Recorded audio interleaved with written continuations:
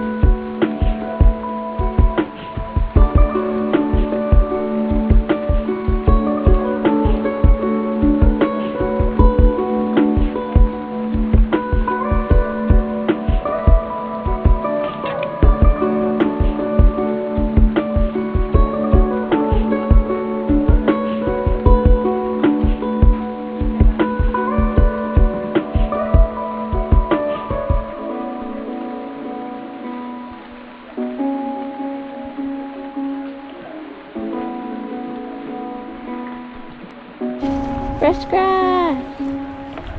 Yay!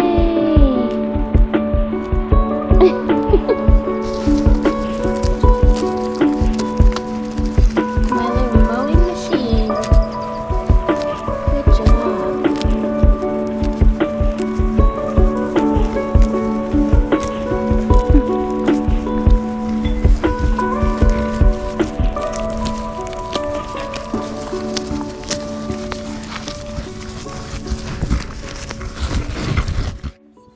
I wanted to just give a brief summary of what I've learned and am learning about rotational grazing, intensive pasture management.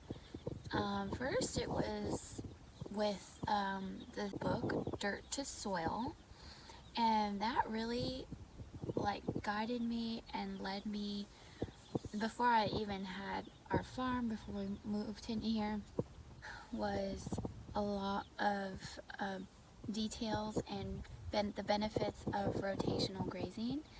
And then just regenerative agriculture in general. Concept revolves around rotating animals and not letting them be in a stationary spot where parasites build up, where disease is common and can spread easily. Also dove into Joel Salatin's work, and with his lunatic farming, I found Justin Rhodes. So with all this knowledge and information that I was soaking up online, I finally went ahead, we bought our farm, and then I was able to get chickens. It just so happened that before I had my chicks, laying hens when they were chicks, I actually found on Facebook Marketplace a mobile chicken coop, and it is based off of Justin Rhodes' plans. So then I went to Sacramento, picked it up, and it was just that was such a huge confirmation and a huge entryway to starting, because I was able to find that and start off my chickens right. I just started moving them every day with the Premier One fence, the solar energizer, and then that's kind of how I got started.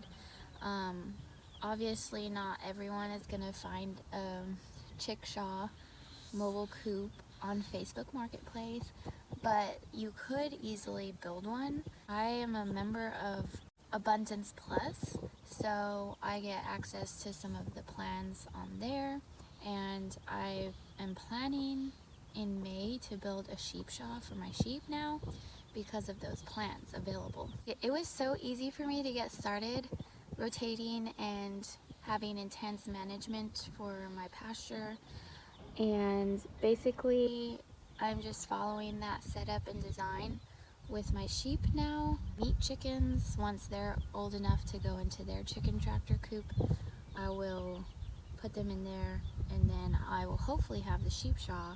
But either way, I have the system set up and ready because I got more Premier One fencing, and this way they're not all, the animals are not sitting in their poop, and they're not just like stationary, you know. If there's a flow, there's a movement. Each little paddock is getting fertilized and mowed, and then healthy grass is coming back up, improve the soil health, and not having the animals on one spot for too long also is a key factor in rotational grazing, because overgrazing can cause damage actually. So we think Gabe Brown views it as a currency system. So the soil is your bank, and you want to put all your resources in that, and then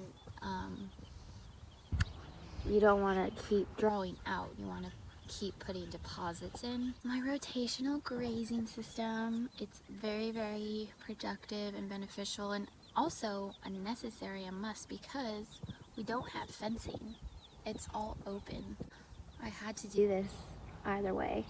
I'm not gonna like spend thousands and thousands of dollars right now for a livestock fence, and even if I did, I would still do this.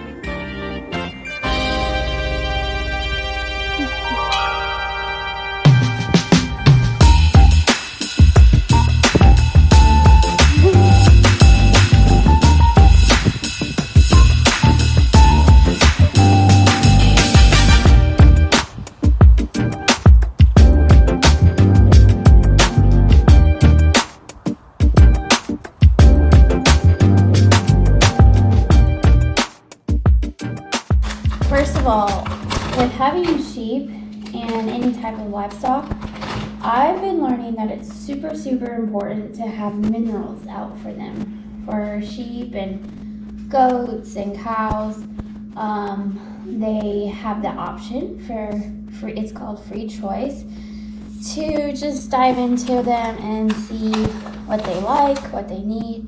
So this is selenium, and I got it from Redmond Agriculture. What's missing in our soil as far as nutrients go, they're going to supplement. And then for future, like 5, 10, maybe 15 years down the road, they'll probably, because of the mineral distribution from their manure, the less and less amount of supplements they'll need, because the soil will be really mineralized with all their manure. So all these supplements are going back into the soil. This is kelp, Icelandic kelp. This is the selenium, and then I'm gonna put the mix of salt and 10 different things with garlic in her bowl over there. So this has all this. All right, I moved my little lammies. Oh, they're so cute. I moved my little lammies into my garden because it was getting overgrown, and she loves tall grass. And actually I learned from Greg Judy, watching his YouTube, that tall grass has least amount of parasites. Parasites usually are on small grass or short grass. So the taller the better. She is devouring this tall grass.